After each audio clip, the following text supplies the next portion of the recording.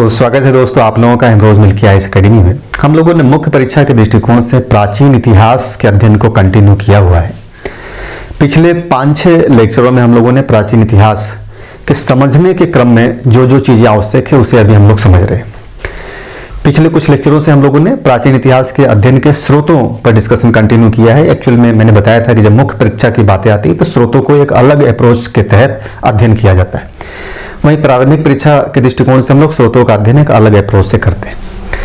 तो पिछले कुछ लेक्चरों में हम लोगों ने देखा कि ये जो स्रोत हैं प्राचीन इतिहास के जानने की जो सामग्रियां हैं, उन्हें 2 भागों में हम डिवाइड कर सकते हैं, पुरातात्विक सामग्री और साहित्यिक सामग्री।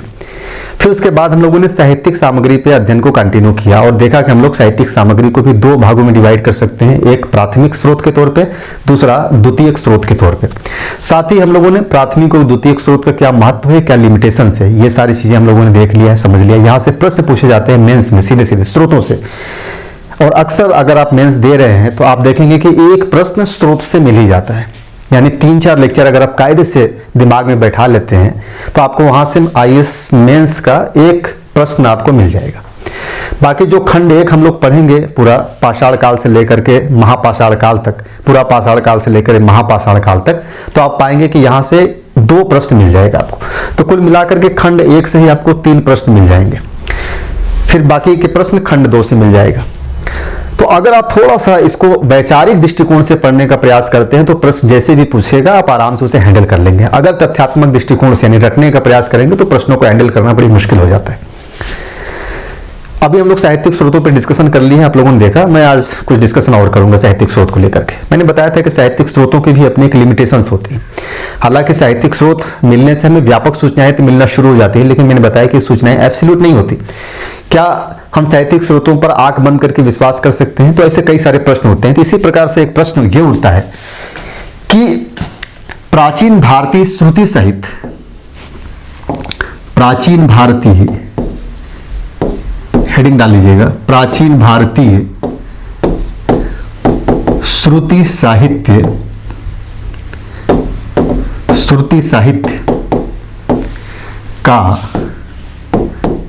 ऐतिहासिक साक्ष्यों के रूप में, साक्ष्यों के रूप में किस सीमा तक उपयोग किया जा सकता है, किया जा सकता है। अगर आप लोगों ने पिछले 2-3 लेक्चरों को अगर बहुत अच्छे तरीके से समझे होंगे तो आप एक हद तक इसको राइट करने के कैपेबल होंगे, योग्य होंगे, आप समझ सकते हैं, दिमाग में चीजें जा रही होंगी। तो यहां पे बातें की गई है बेसिकली साहित्यिक सामग्री की, और साहित्यिक सामग्री में भी कौन सी सामग्री की बात की जा रही है? श्रुति साहित्य। पहले तो आपको जानना होगा कि श्रुति साहित्य क्या होता है। श्रुति साहित्य का मतलब होता है कि ऐसे साहित्य जो मौखिक परंपरा पे आगे बढ़े, जिसे सुन करके आगे बढ़ा गया है ना, सुन करके। और आपको पता है कि जो वैदिक साहित्य हैं वो मौखिक परंपरा के तहत आगे बढ़े हुए हैं।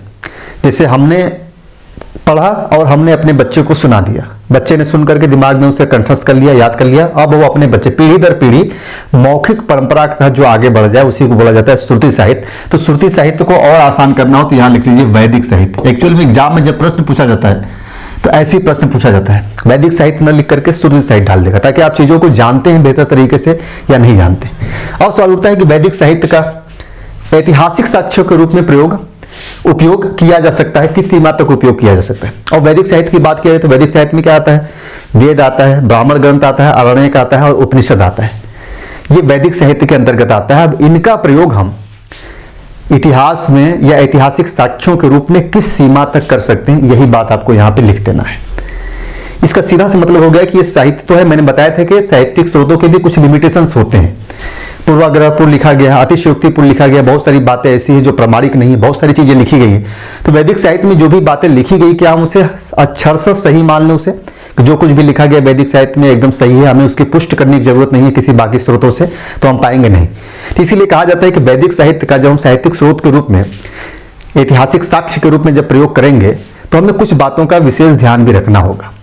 कौन कौन सी बातें होंगी? कम से कम 2-3 बातें तो ऐसी होंगी जिनका विशेष ध्यान रखना होगा। बाकी हम इस साहित्य का प्रयोग ऐतिहासिक साक्ष्य के रूप में कर तो सकते हैं, लेकिन कुछ सीमाओं के साथ, कुछ चीज़ों को ध्यान में रखते हुए किया जा सकता है। यही आपको यहाँ पे डिस्क्राइब करना है। अब इसको थोड़ा सा समझ लीजिए थोड़ा अच्छे से, तो आप उम्मीद है कि चीज़ें इसको लिख भी लेंगे। तो पहले आपको बताना है कि जब साहित्यिक साक्ष्य या साहित्यिक स्रोत हमारे सामने मौजूद होने लगे, तो एक फायदा हमें तो ये हुआ कि हमें उस काल विशेष की व्यापक सूचना प्राप्त होने लगी। ये सारी चीजें मैंने डिस्कशन किया, एक एक वर्ड आपको सुनाई देगा, दोबारा लगेगा कि ये चीजें मैंने सुना हुआ है, कोई भी चीज यहाँ अलग नहीं जा रहा है। वैदिक साहित्य क्या है? एक साहित्यिक स्रोत है, साहित्यिक साक्ष्य, साहित्यिक सामग्री है प्राचीन इतिहास को जानने के लिए। और मैंने बताया कि इनकी एक महत्वपूर्ण विशेषता, एक सबल पक्ष ये है, किसी भी काल विशेष की जानकारी, व्यापक जानकारी मिलनी शुरू हो जाती है उस काल विशेष को। इसके अलावा उस समय की सामाजिक, राजनीतिक, आर्थिक, धार्मिक और दार्शनिक चीजें भी, दर्शन भी उनके बारे में हमें पता चलने लगता है। तो एक चीज तो ये सबल पक्ष नजर आता है। दूसरी तरफ ये कि जब वैदिक साहित्य या श्रुति साहित्य का जब आगमन होता है, या श्रुति साहित्य जब हमारे संज्ञान में आते हैं, तो हमें वैदिक काल यानी 1500 से लेकर के 600 बीसी के बीच के कालों की व्यापक सूचनाएं प्राप्त होना शुरू हो जाती हैं। ये इसका एक सबल पक्ष आता है। थोड़ा सा पॉइंट आउट करते चलिए ताकि हम इसको लिख सके। देखिए, मैंने बताया कि अध्ययन सामग्रिक रूप में साहित्यिक जो स्रोत हैं, साहित्यिक स्रोत या सामग्री जो भी लिखना हो, स्रोत का महत्व तो है, मैंने बताया था कि महत्व क्या महत्व है कि यहां पे किसी काल विशेष की व्यापक सूचना मिलना शुरू हो जाती है, व्यापक चित्रण मिलना शुरू हो जाता है। ठीक, इसमें क्या होता है? किसी काल विशेष की आर्थिक जानकारी है ना, राजनीतिक जानकारी, इसके अलावा इनके धर्म और दर्शन के बारे में भी हमें जानकारी प्राप्त होती है इससे, और साथ ही किसी काल विशेष का भौगोलिक विस्तार भी प्राप्त होता है। भौगोलिक विस्तार भी प्राप्त होता है कि कहां तक इनका शासन व्यवस्था था। साहित्यिक स्रोत, व्यापक जानकारी का मतलब होता है सब कुछ समाहित होता है। ये इसका एक सबल पक्ष माना जाता है साहित्यिक स्रोत का, कि इसका एक सबल पक्ष प्रदान करता है। जब हम लोग श्रुति साहित्य की बात करते हैं तो माना जाता है कि यह आरंभिक, भारत के सबसे प्रारंभिक साहित्य है। भारत में जब साहित्यिक स्रोतों की बातें आती हैं, शुरुआत होती है, तो हमें वैदिक साहित्य मिलता है। और वैदिक साहित्य जब मिलता है तभी हम कह पाते हैं कि जो वैदिक सभ्यता है ये हड़प्पा के बाद की है, हड़प्पा से पहले की नहीं है। उससे पहले वैदिक सभ्यता को ये माना जाता था कि भारत की सबसे पुरानी सभ्यता है। लेकिन बाद में जब हड़प्पा की खुदाई होती है और पाया जाता है कि वहां जिस प्रकार की लिपि मिली है वह लिपि अभी तक पढ़ने योग्य नहीं है, तो यह मान लिया गया कि हड़प्पा सभ्यता वैदिक सभ्यता से ज्यादा पुरानी है। तो जब हम किसी काल विशेष की व्यापक सूचना प्राप्त करना शुरू कर देते हैं तो कई जानकारियां मिलती हैं। और जो वैदिक साहित्य या श्रुति साहित्य है, भारत की सबसे प्राचीन साहित्य मानी जाती है, सबसे आरंभिक साहित्य, सबसे पहले यही साहित्य मिलता है, वैदिक साहित्य मिलता है। तो कहते हैं कि भारत का सबसे क्या है? आरंभिक साहित्य। ये भारत का सबसे आरंभिक साहित्य है, ये आरंभिक साहित्य है। और इस आरंभिक साहित्य से हमें क्या जानकारी होता है कि 1500 बीसी से लेकर के 600 बीसी के मध्य का जो कालखंड रहा है, जो बेसिकली उत्तर पश्चिम और उत्तर भारत के लोगों तक के जीवन पर प्रकाश डालता है। जीवन के विभिन्न पहलू पर यह प्रकाश डालता है, विभिन्न पहलू पर प्रकाश डालता है, प्रकाश डालता है। ये वैदिक साहित्य का इंपॉर्टेंस ही दिखाया जा रहा है, यहां पे महत्व है। आप समझ सकते हैं कि जो वैदिक साहित्य है भारत की सबसे आरंभिक साहित्य मानी जाती है, शुरुआती साहित्य माना जाता है श्रुति साहित्य, जिसमें मैंने बताया कि वेद हो गया, ब्राह्मण ग्रंथ हो गया, उपनिषद हो गया, शुरुआती साहित्य है। शुरुआती साहित्य में इसमें जो जानकारियां प्राप्त होती है हमें 1500 बीसी से लेकर के 600 बीसी तक की जानकारी, कालखंड की जानकारी मिलती है। यहीं से पता चलता है कि वैदिक आर्यों का भौगोलिक सीमा क्या था, कहां तक उनका विस्तार था। तो उत्तर पश्चिम से लेकर के उत्तर भारत तक उस समय के जीवन की विभिन्न पहलुओं की जानकारियां प्राप्त होती हैं। ये एकमात्र स्रोत माना जाता है वैदिक काल के जो है कि वैदिक आर्यों के बारे में जानने के लिए। तो श्रुति साहित्य में अगर हम लोग देखें, जब श्रुति साहित्य की बात करते हैं तो इसके अंतर्गत थोड़ा सा चीजों को बस फ्रेमिंग में कर रहा हूं। देखिए अभी आपको सारी चीजें समझ में आ जाएंगी, एक एक चीजें। जब श्रुति साहित्य की बात करते हैं तो इसके अंदर क्या क्या आता है? वेद आता है चारों, ब्राह्मण ग्रंथ आता है, आरण्यक आता है और उपनिषद आता है, उपनिषद आता है। इस ग्रंथों से हमें क्या क्या जानकारी मिलती है? इस ग्रंथों से हमें वैदिक आर्यों के संदर्भ में जानकारी मिलती है। वैदिक आर्यों के संदर्भ में। देखिए क्या क्या जानकारी मिलती है वैदिक आर्यों के संबंध में। इनकी भौगोलिक विस्तार की जानकारी मिलती है, भौगोलिक विस्तार की जानकारी मिलती है। फिर विभिन्न कबीलों के बीच जो संबंध है उसकी जानकारी मिलती है, कबीलों के मध्य संबंध की जानकारी मिलती है, संबंध की जानकारी मिलती है। इनके राजनीतिक संगठन की जानकारी मिलती है, राजनीतिक संगठन की जानकारी मिलती है। साथ ही इनके आर्थिक एवं सामाजिक संगठन की जानकारी मिलती है, आर्थिक संगठन अलग करिए, सामाजिक और सांस्कृतिक अलग कर लिए।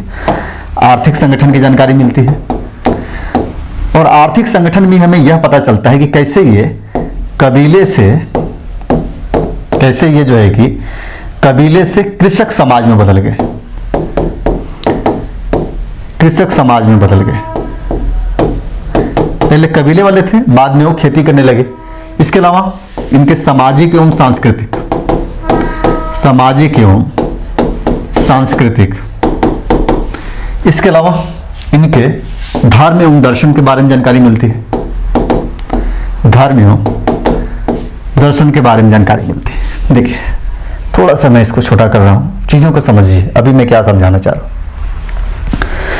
ये मैंने एक पहलू को दर्शा दिया कि श्रुति साहित्य का प्रयोग भारतीय इतिहास के साक्ष्य के रूप में कैसे किया जाता है। इस चीज को यहां तक आप आसानी से लिख सकते हैं। पहले तो लिख देंगे कि साहित्यिक स्रोत उपलब्ध होने के बाद हमें किसी भी काल विशेष की व्यापक सूचनाएं प्राप्त होने लगी।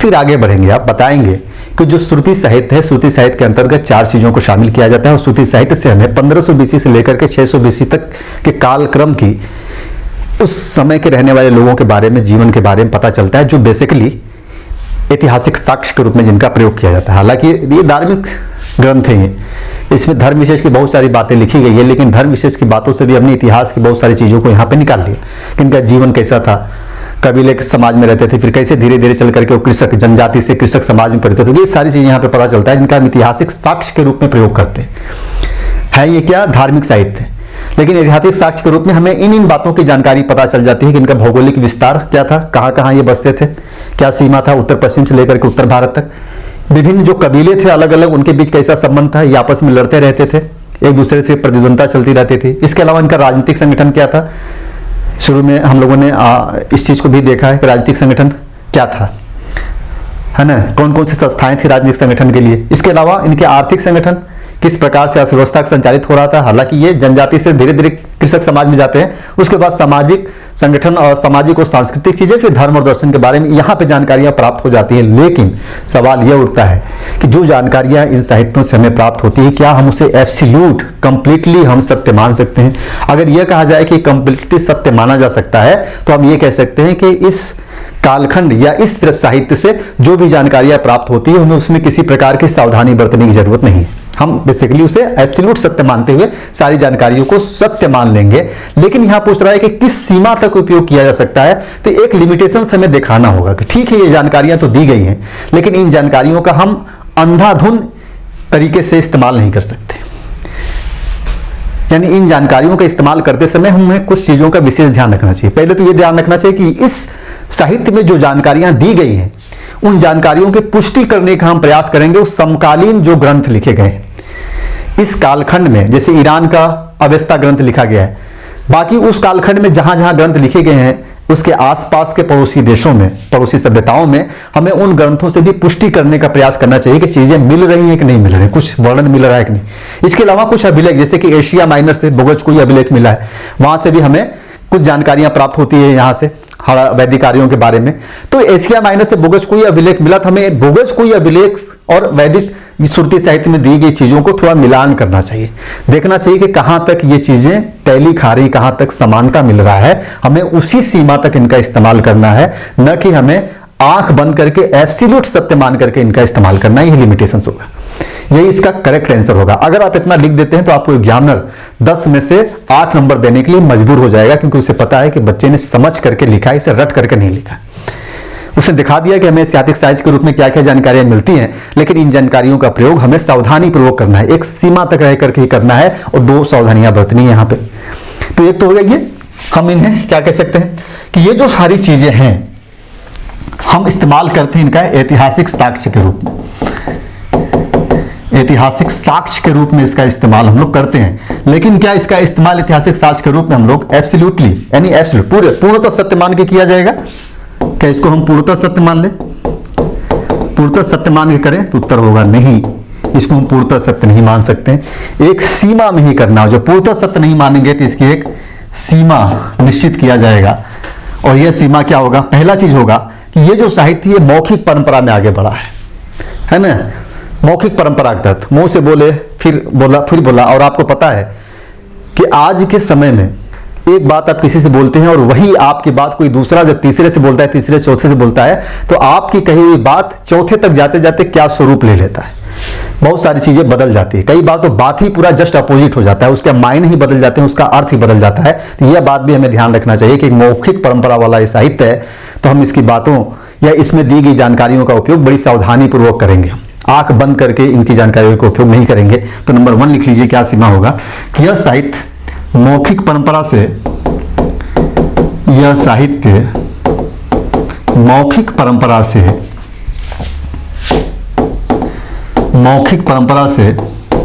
यह साहित्य मौखिक परंपरा से आगे बढ़ा है, इसलिए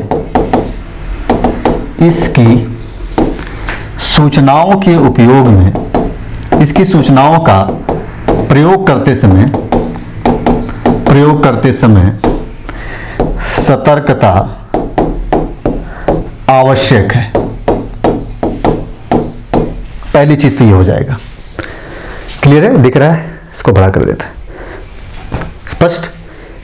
एक चीज हो गया ये, मौखिक परंपरा से आगे बढ़ा हुआ साहित्य, तो जो भी सूचना है उसमें बड़ी सतर्कता से हम इसका उपयोग करेंगे। और दूसरी चीज कि इसमें दी गई जानकारियों का समकालीन ग्रंथों और अभिलेखों से पुष्ट करना चाहिए इन जानकारियों को। तो नंबर 2 लिख लीजिए कि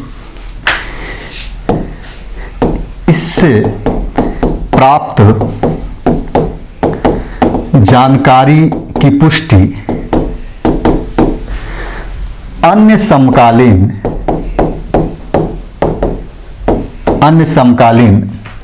ग्रंथों एवं अभिलेखों से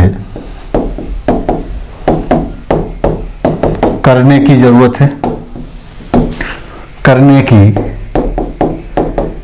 जरूरत है। जैसे कि ईरान में एक ग्रंथ लिखा गया है, ईरान का, जिसे बोलते हैं जिंद अवेस्ता। जैसे ईरानी ग्रंथ जिंद अवेस्ता। उसी प्रकार बोगज कोई अभिलेख, एशिया माइनर से मिला हुआ है, बोगज कोई